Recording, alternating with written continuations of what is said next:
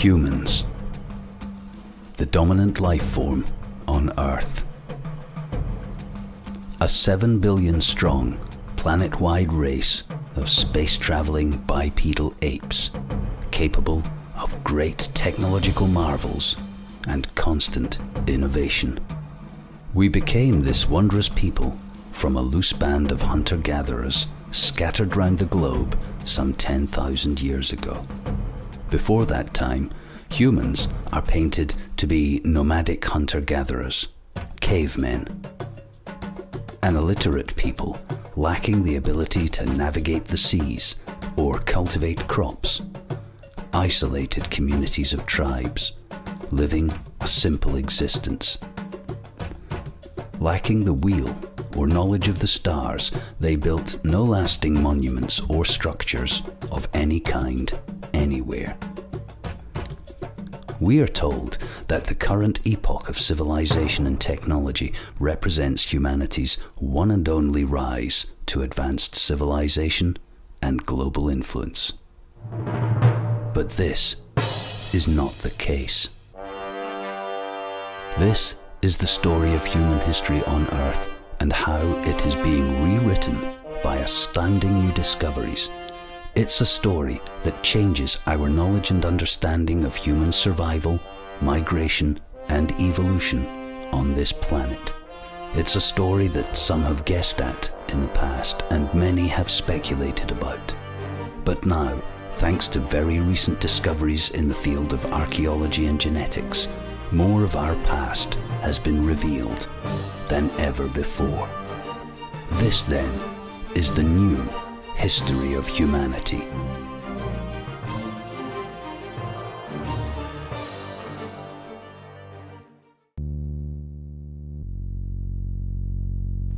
These bones were found in Ethiopia by Shannon McFerrin of the Max Planck Institute for Evolutionary Anthropology.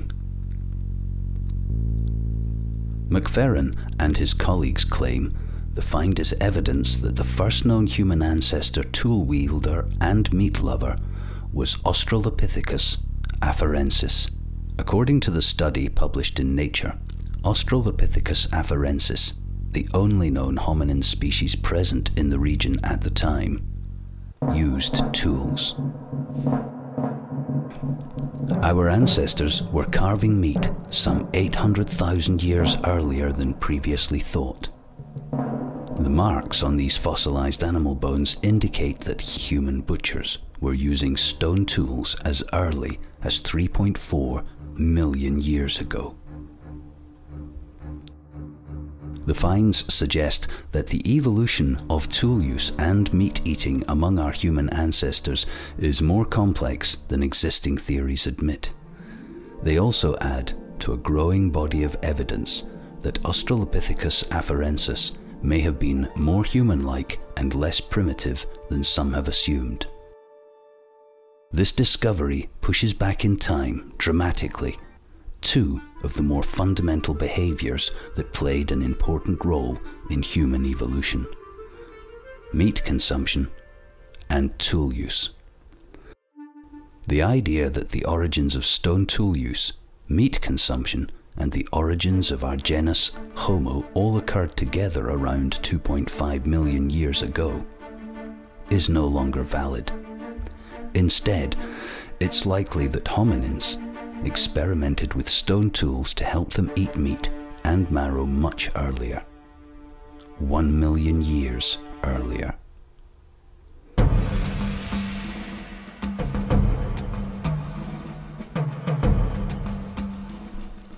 The most ancient evidence of tool-making by early humans and their relatives is thought to be 2.6 million years ago. Simple pebble choppers for hacking and crushing. These basic Oldowan tools, named after the Olduvai Gorge in Tanzania, were thought to be wielded by our predecessors for around 1 million years. But a new collection of stone tools, discovered in Kokisali, Kenya, belong to a second, more advanced generation of tool-making. Known as Apulian tools, after a prominent archaeological site in France, They are larger, heavier, and have sharp cutting edges that are chipped from opposite sides into the familiar teardrop shape. Randall Sussman, University of Chicago, posits that modern anatomy of the human thumb is an evolutionary response to the requirements associated with making and handling tools. He used the anatomy of opposable thumbs as the basis for his argument and compared bones and muscles of humans and chimpanzee thumbs, finding that humans have 3 muscles which are lacking in chimpanzees. Humans also have thicker metacarpals with broader heads, allowing more precise grasping than the chimpanzee hand can perform.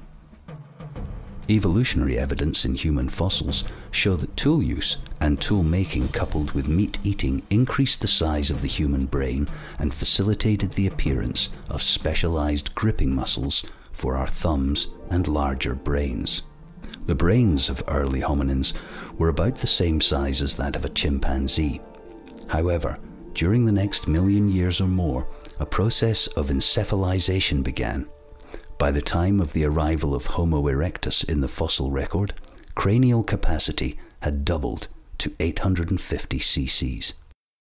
The Acheulean tools represent a great technological leap, says Dennis Kent, a geologist from Rutgers University in New Jersey.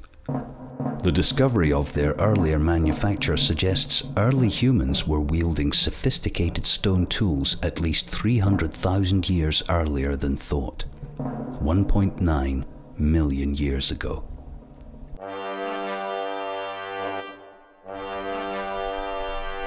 Until recently, the oldest unchallenged evidence of human hunting came from a 400,000-year-old site in Germany. The evidence came from marks left by spears on horse bones. Horses were clearly being speared and their flesh eaten. But new evidence from an ancient butchery site in Tanzania shows early man used complex hunting techniques to ambush and kill antelopes, gazelles, wildebeest and other large animals at least 2 million years ago. The discovery by anthropologist Professor Henry Bunn of Wisconsin University pushes back the definitive date for the beginning of systematic human hunting by hundreds of thousands of years. 2 million years ago, our human ancestors were small-brained ape men. Previously, many scientists assumed the meat they butchered and ate had been gathered from animals that had died from natural causes, or had been left behind by lions, leopards, and other carnivores. We know that humans ate meat 2 million years ago, said Bunn, speaking at the European Society for the Study of Human Evolution. What was not clear was the source of that meat. However, we have compared the type of prey killed by lions and leopards today with the type of prey selected by humans in those days. This shows that men and women could not have been taking kill from other animals, or eating those that had died of natural causes. Humans were selecting and killing what they wanted. Once our species got a taste for meat, it was provided with a dense protein-rich source of energy. We no longer needed to invest internal resources on huge digestive tracts that were previously required to process vegetation and fruit, which are more difficult to digest. This new energy-rich resource was then diverted inside our bodies and used to fuel our growing brains. Over the next 2 million years, our crania grew, producing a species of humans with increasingly large brains.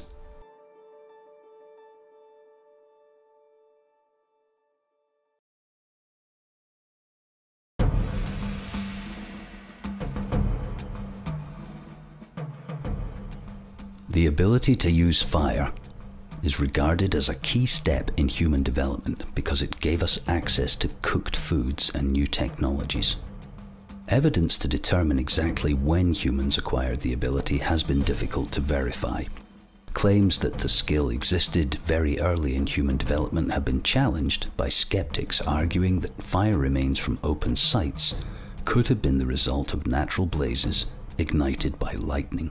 In 2012, scientists announced the finding of new evidence that our ancestors were using fire as early as 1 million years ago. It takes the form of ash and bone fragments recovered from Wonderwork Cave in South Africa. Scientists based at the United States, Israel, Germany and South African institutions say sediments in this cave shows frequent, controlled fires were lit on the site. Their research describes burnt remains of grasses, brushes, leaves and even bones, some 30 meters back from the entrance. The depth of this sediment suggests fires were lit on the same spot over and over again, making it far less likely that what they are viewing is material from wildfires simply blown into the cave by wind. If correct, the Wonderwork discovery would push the earliest indisputable controlled use of fire back by 300,000 years. Even earlier evidence from East African sites, such as Cheswania near Lake Baringo, shows possible evidence that fire was utilized by early humans. Here, archaeologists found red clay shards dated to be 1.4 million years old. Reheating on these shards show the clay must have been heated to 400 degrees C to harden. This evidence of sustained heating makes it likely humans were using fire at least 1.5 million years ago. It has long been accepted that the addition of meat in our ancestors' diet caused their brain size to increase and intelligence to grow. The more concentrated form of energy not only meant bigger brains for our ancestors, but also reduced foraging time needed to maintain energy levels. As a consequence, more time was available for social structure to develop. Harvard professor Richard Wrangham claims it's not just a change in our diet, but the way in which we prepared meat that caused the radical evolution of our species. Cooking, he says, is arguably the biggest increase in the quality of the diet in the whole history of human life. Our ancestors most probably dropped food in the fire accidentally. They would have found it delicious and set off in a whole new direction. The eating of meat ties in with an evolutionary shift resulting in more human-looking ancestors with sharper teeth and a 30% bigger brain called Homo habilis. The most momentous shift, however, happened 1.8 million years ago when Homo erectus, our first truly human ancestor, arrived on the scene. Homo erectus had an even bigger brain, smaller jaws and teeth, shorter arms and longer legs appeared. Gone was the large vegetable processing gut, meaning that erectus could not only walk upright, but could also run. He was cleverer and faster, and according to Professor Wrangham, he had learned how to cook. Cooking made our guts smaller. Guts are costly in terms of energy, and individuals born with small guts were able to save energy, have more babies, and survive better. Once we cooked our food, we didn't need big guts.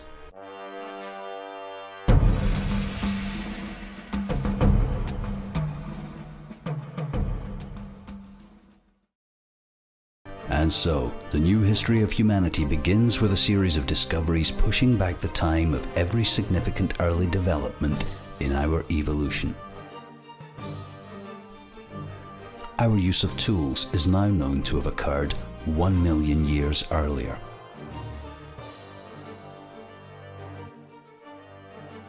Advanced stone toolmaking 350,000 years earlier. Hunting 1 million years earlier.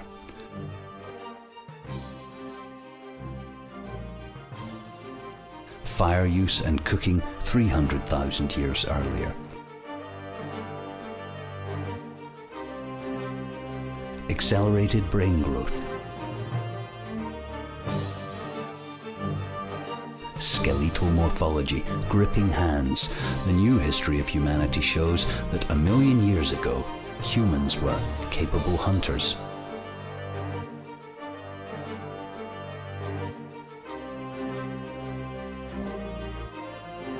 with a diet high in meat protein.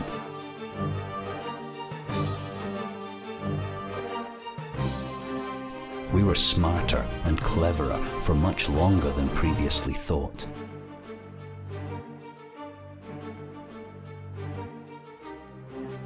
Agile, intelligent, socially cooperative, probably with extended families containing grandparents who helped rear children and preserve a skill base,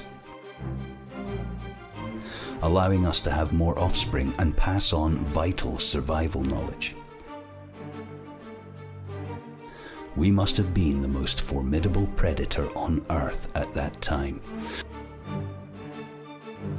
with resilient and adaptable groups scattered across Africa and beyond. And then,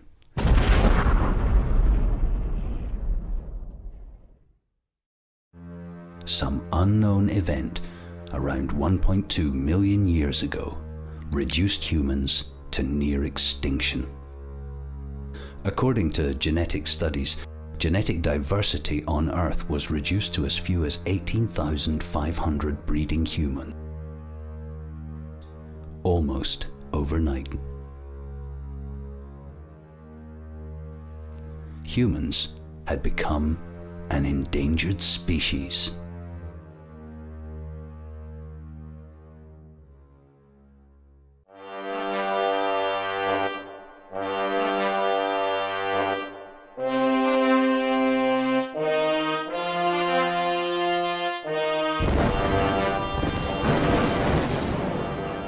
Planet Earth is a dangerous place.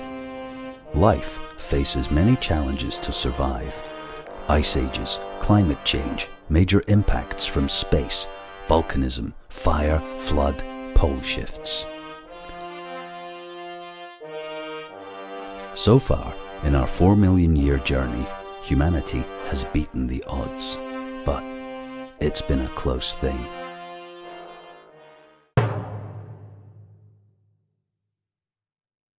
One million years ago, the gene pool of humanity was reduced to around 20,000 individuals.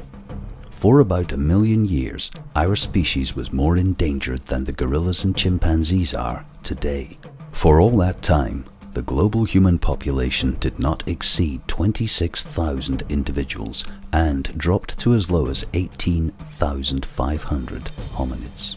The geneticist Lynn B. Jord and colleagues at the University of Utah claim our early ancestors had more genetic diversity than we do today, and that a catastrophic event took place at a global scale some 1 million years ago. This generated the genetic bottleneck and endangered our species. This period of fragile clinging to life came to an end about 70,000 years ago, with another near extinction and genetic bottleneck. This was caused by the Toba eruption. After this time, our ancestors re-emerged from Africa into Europe, the Middle East, Asia, and America. Jord's study shows our species was repeatedly on the verge of going extinct. New discoveries reveal that many major natural cataclysms played a part in the continued evolution and history of humanity.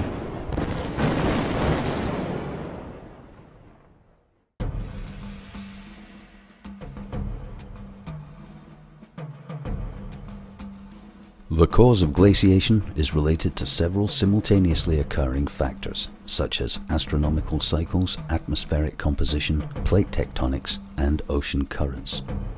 For the last 2.5 million years, Earth has been in the Quaternary Ice Age. The climate has experienced periodic glaciations, with continental glaciers moving as far from the poles as 40 degrees latitude. There have been at least 12 periods of glaciation and interglacial warming in the last 1 million years, each lasting between 40,000 and 100,000 years. Ice ages, by their nature, affect the climate. Changing weather patterns lead to floods, droughts, famines, coastline variation, some open or close land bridges, continents sink and rise. Emerging migratory human populations inhabited and then abandoned areas of the Earth as ice sheets expanded or collapsed.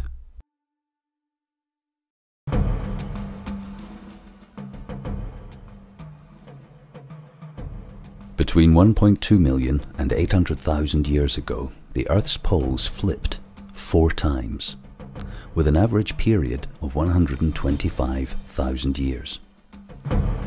The effects of pole shift on Earth are contentious. Some claim the effects are catastrophic, featuring Earth crust displacement, earthquakes, widespread volcanism, increased cosmic radiation, and climate change.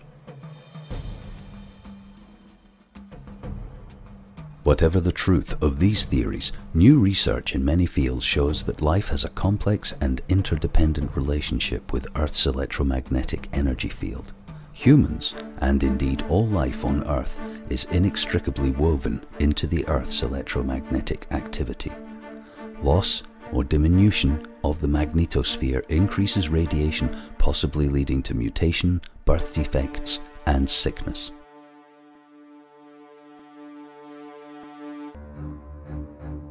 Pole reversal would alter migratory routes of birds, fish, and even mammals.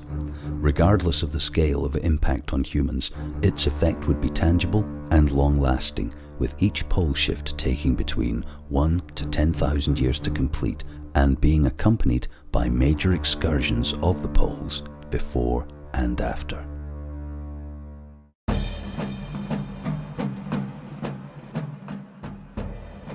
The role of earthquakes and volcanoes as isolated events unconnected to glaciation or pole shifts is well documented.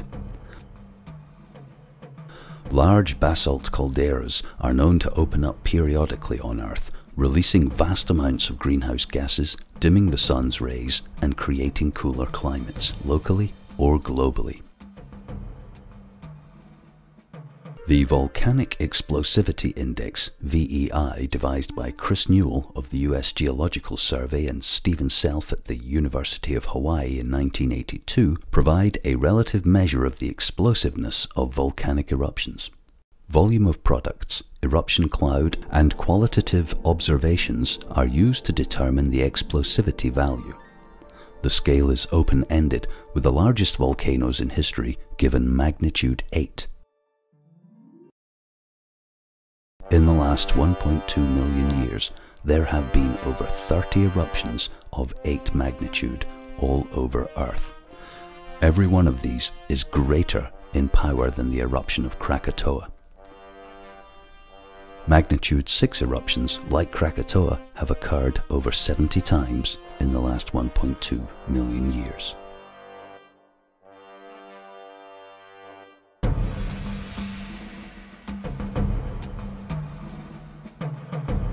This is Lake Bosumtwi, about 30 kilometers southeast of Kumasi in Ghana. In the crystalline bedrock of the West African Shield lies the country's only natural lake. The impact of a meteorite some 1.3 million years ago opened up a hole in the ground with a 6-mile diameter. Its effect on life in Africa must have been devastating. New craters are being discovered regularly as imaging technology evolves. However, due to Earth's surface being largely water, most impact sites will never be known. There is evidence of a major impact in Southeast Asia only 800,000 years ago. In 1994, scientists estimated the diameter of the impact crater to be between 32 and 114 kilometers. This impact must have had severe regional consequences, and may have been a very close call for the survival of mankind.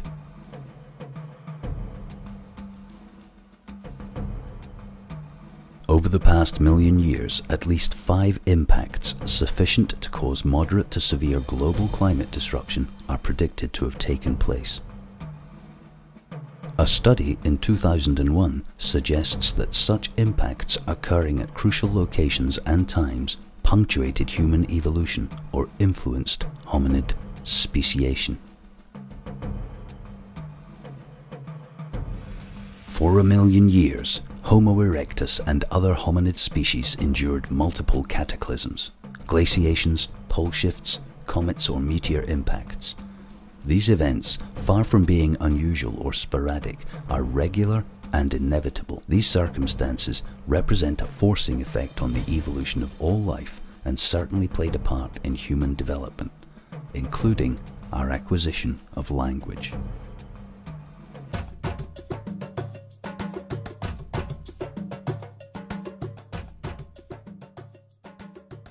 There is no consensus on the origin of language in the human species. We assume early humans communicated in order to hunt, pass on skills, and structure activities. The term proto-language, as defined by linguist Derek Bickerton, is a primitive form of communication lacking a fully developed syntax, tense, aspect, auxiliary verbs, etc. This is a stage in evolution of language somewhere between the language of great apes and modern human language. Bickerton places the first emergence of such proto-language with the earliest appearance of Homo and associates its appearance with the pressure of behavioral adaptation to the niche construction of scavenging faced by Homo habilis. Anatomically modern humans first appear in the fossil record 195,000 years ago in Ethiopia. The development of fully modern behavior in Homo sapiens is dated to some 70,000 to 50,000 years ago. If modern language relies upon features present only in modern humans, such as cavities and brain development, then it arrived between 70,000 and 200,000 years ago.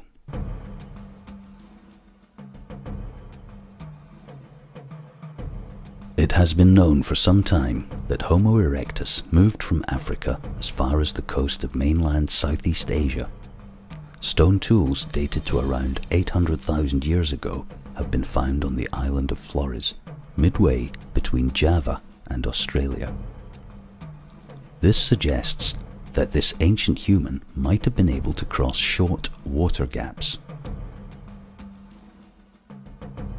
However, new evidence shows that early hominids, such as Homo erectus, systematically used rafts hundreds of thousands of years ago. Experts suggest that stone hand axes found in the Mediterranean basin and on the island of Crete might have been used by these people to construct rafts and other types of vessel to visit southern Europe and all other islands in between. The main starting point of these incursions was North Africa. Archaeologist Thomas Strasser, Providence College in Rhode Island, says several hundred double-edged cutting tools were unearthed there. All of them are dated to at least 130,000 years ago. Some of them may actually be older than that. According to Strasser, the design of these axes closely resembles the one found in other Homo erectus tools, dating back at least 800,000 years. We're just going to have to accept that as soon as hominids left Africa, they were long-distance seafarers and rapidly spread all over the place, says Strasser. Previously, the oldest known settlements in Crete were believed to be just 9,000 years ago. The new evidence seems to point to the fact that these islands were occupied hundreds of thousands of years before by people coming from Africa on boats in open seas.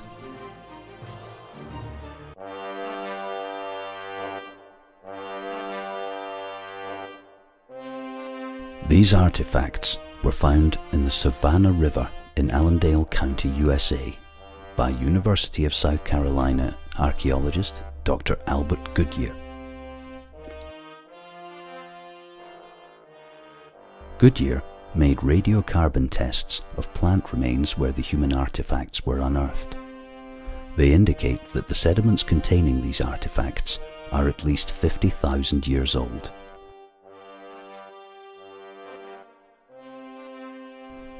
Meaning that humans inhabited North America long before the last ice age. This is an explosive revelation in American and indeed human archaeology. The dates could actually be older, Goodyear says. 50,000 should be a minimum age. Evidence of modern man's migration out of the African continent had been documented in Australia and Central Asia at 50,000 years and in Europe at 40,000 years ago.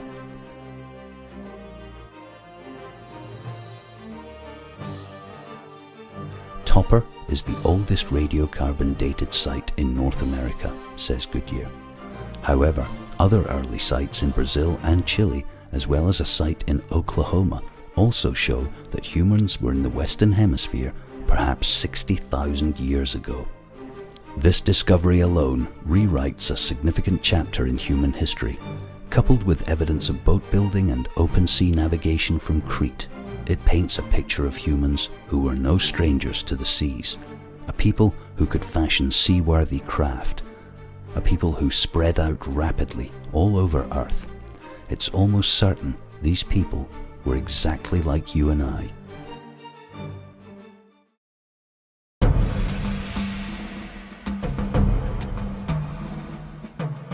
From the arrival of Homo sapiens 200,000 years ago, humans began a series of major evolutionary leaps forward.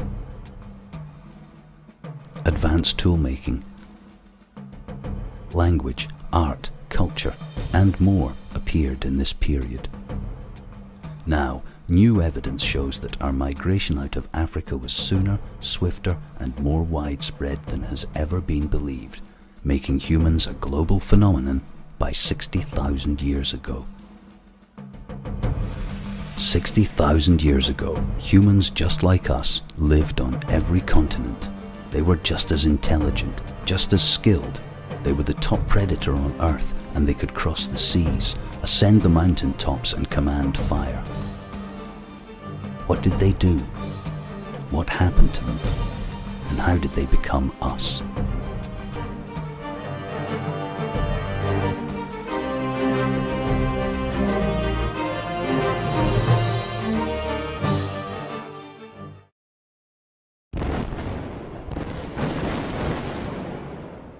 "13,000 years ago, something happened on Earth." Opinions vary as to what it was, and evidence is inconclusive.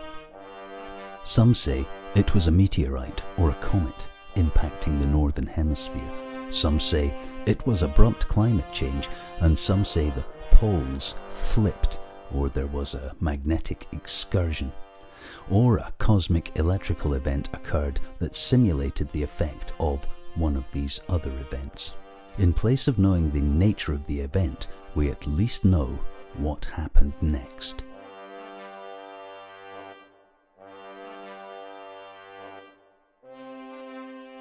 Large mammals all over Earth went extinct in the megafauna extinction. The polar ice caps melted and sea levels rose 200 or 300 feet.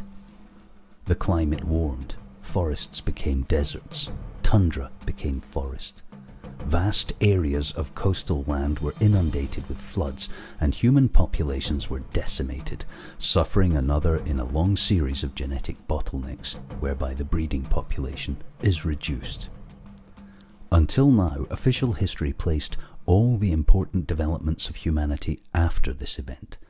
The birth of civilization, it was claimed, came after the flood. Agriculture, metallurgy, pottery, city-states.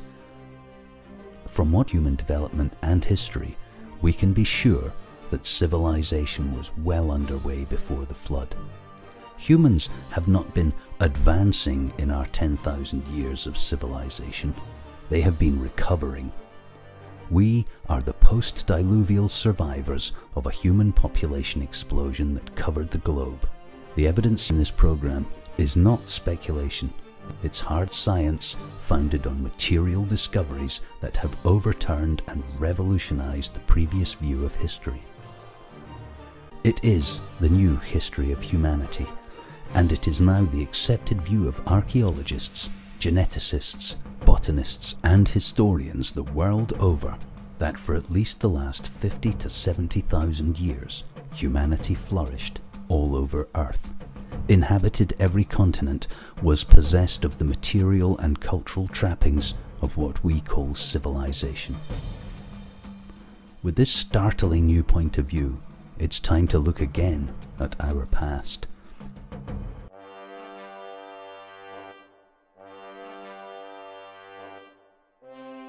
The world's oldest example of abstract art dates back more than 70,000 years. It was found in a cave in South Africa. Scientists say the discovery shows that modern ways of thinking developed far earlier than we think. Dr. Christopher Henshelwood from the State University of New York at Stony Brook says, "They may have been constructed with symbolic intent, the meaning of which is now unknown. The engraving itself on this artifact is quite a complex geometric pattern. There is a system to the pattern. We don't know what it means, but there are symbols that I think could have been interpreted by those people as having meaning that would have been understood by others." The engraved ochre pieces are at least 70,000 years old. The find pushes back by some 35,000 years the earliest time when biologically modern humans were known to have developed art. There is no doubt that the people in southern Africa were behaviorally modern 70,000 years ago.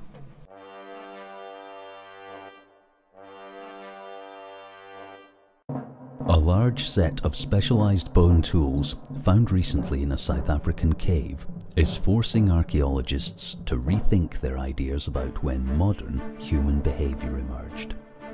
The issue has been a key question in debate about human origins. This discovery shows conclusively that early Homo sapiens came out of Africa already well developed in crafting tools of bone. Many archaeologists regard the introduction of bone tools as a key indicator of modern behavior. Data analysis reveals the tools are all more than 70,000 years old, considerably earlier than humans were thought to acquire bone technology.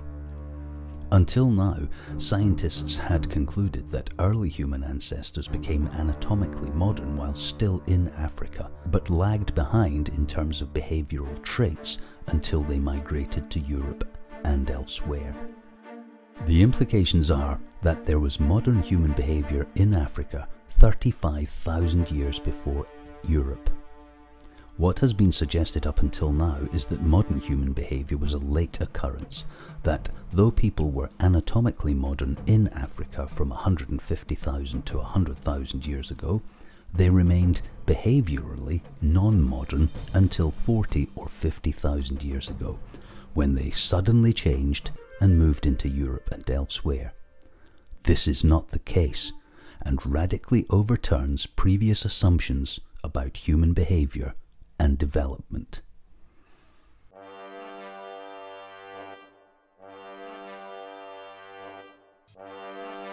Newly analysed remains suggest a modern human killed a Neanderthal man in what is now Iraq between 50,000 and 75,000 years ago. The finding is scant but tantalising evidence for a theory that modern humans helped to kill off the Neanderthals. The probable weapon of choice, a thrown spear. The evidence, a lethal wound on the remains of a Neanderthal skeleton. The victim, a 40 to 50-year-old male, now called Shanida III. Shanida has signs of arthritis and a sharp, deep slice in his left ninth rib. It's thought the best explanation for this injury is a projectile weapon, and given who had those and who didn't, it implies at least one act of interspecies aggression. Perhaps the most overlooked of human behaviors in reference to our evolution is aggression. Humans are predators, but when did humans begin perpetrating acts of aggression on each other? It's impossible to know exactly how major a role aggression played in Neanderthals' disappearance. Groups undoubtedly competed for resources, and evidently humans sometimes attacked and even ate Neanderthals. The death of Shanida III may thus have foreshadowed the fate of his entire species.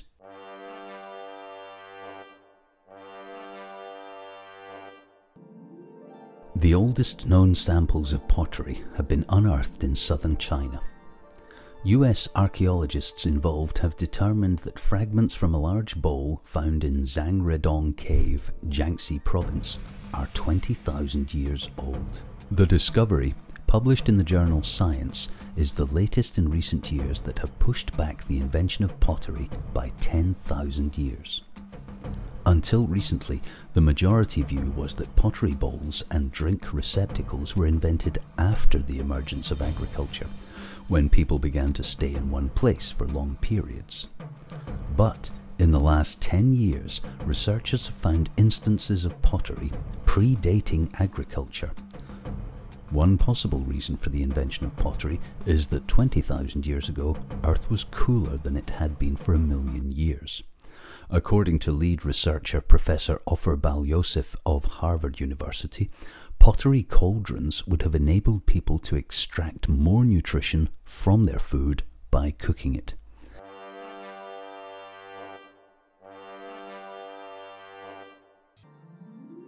Until recently, researchers say the story of the origin of agriculture was one of a relatively sudden appearance of plant cultivation in the Near East around 10,000 years ago, spreading quickly into Europe and dovetailing conveniently with ideas about how quickly language and population genes spread from the Near East to Europe. Initially, genetics appeared to support this idea, but now cracks are beginning to appear in the evidence underpinning that model. A team led by Dr. Robin Allaby from the University of Warwick have developed a new mathematical model that shows how plant agriculture actually began much earlier than first thought, well before the Younger Dryas Big Freeze. Up until now, researchers believed in a rapid establishment of agriculture, which came about as artificial selection was able to dominate natural plant selection, and crucially, as a consequence, they thought most crops came from a single location and single domestication event. Recent archaeological evidence has already begun to undermine this idea, pushing back the date of the first appearance of agriculture.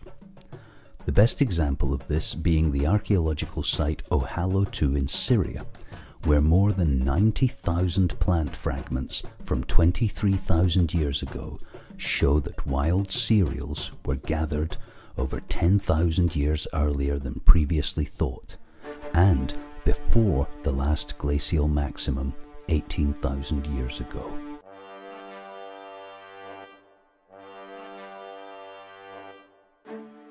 The last glacial cold period on Earth began 68,000 years ago, shortly after the Toba eruption event. At that time, the human population suffered a bottleneck, reducing breeding individuals to some 10,000. From this moment in time, humans recovered from the Toba event and spread out of Africa to all the continents of Earth. Our tools became more and more sophisticated. We became artists and navigators. We sailed the 7 seas. Our language developed. We fought other human species for resources. We began cultivating plants. We created settled areas and traded with other regions. Humans did all of this many years earlier than previously thought, and more. The evidence for our earlier and faster development and exodus from Africa is not circumstantial or theoretical. It is based upon science, well-documented archaeology, and genetics. Humans underwent a great leap forward that only now are we beginning to acknowledge or understand. There are gaps in our knowledge, and it might be tempting to fill them with speculation about great civilizations and lost technologies, but the facts themselves are astounding. The facts speak of humans who studied the stars to navigate the seas, utilized maths in problem solving, understood botany. Humans who could craft any material available to them into precision tools and weapons. Marvelous works of art or ocean-going vessels. Humans who made music, painted pictures, mourned their dead, valued life, and celebrated fertility. You would recognize then and they would recognize you because we are identical.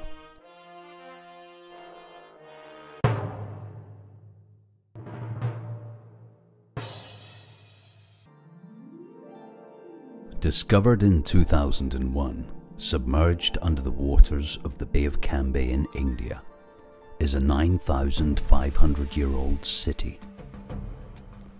The city is approximately 120 feet beneath the water near Gujarat on the northwest coast of India. 5 miles long by 2 miles wide, it is huge by the standards of ancient cities. Its age was derived from carbon dating of artifacts brought up from the site, including pieces of wood and human bone.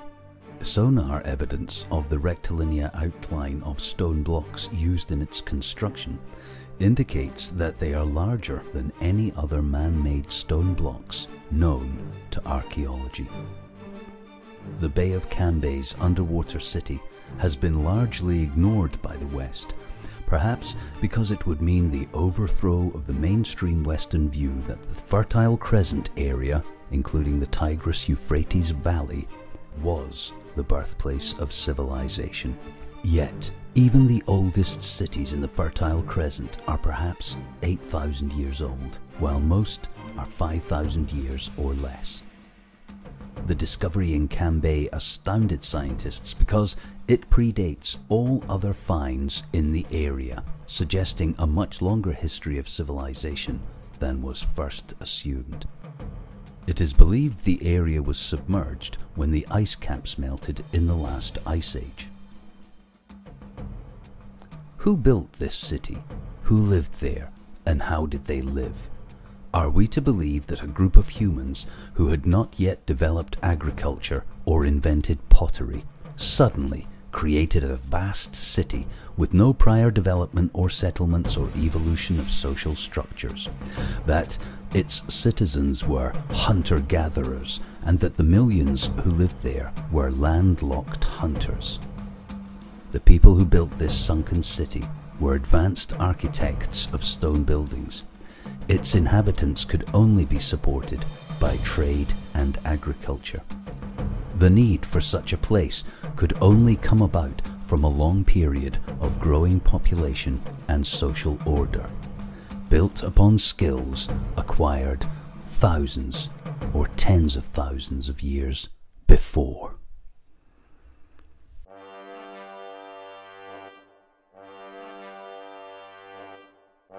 The Great Pyramid of Giza. The Great Pyramid has long fascinated archaeologists and historians.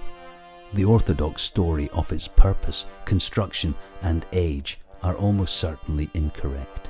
For 4,000 years it was the tallest building on Earth.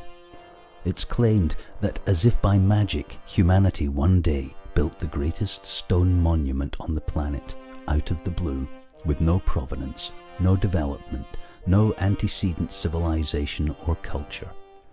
It is, we are asked to believe, it grew out of the sand, perfectly aligned with the cosmos, a mathematical fraction of the Earth's volume, precisely constructed from some of the hardest rocks on Earth, containing internal chambers and passageways impractical for burial, useless for ceremony, containing no artifacts, inscriptions, or evidence of its use as a tomb whatsoever at all.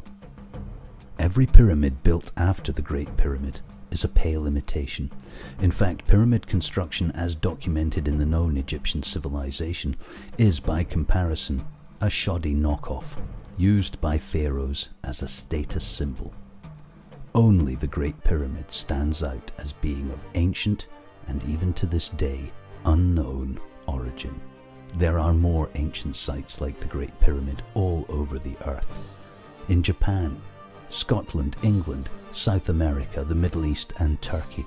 But the Great Pyramid and the Cambay Bay site should be enough to convince the most ardent rationalist of the proof of ancient civilization.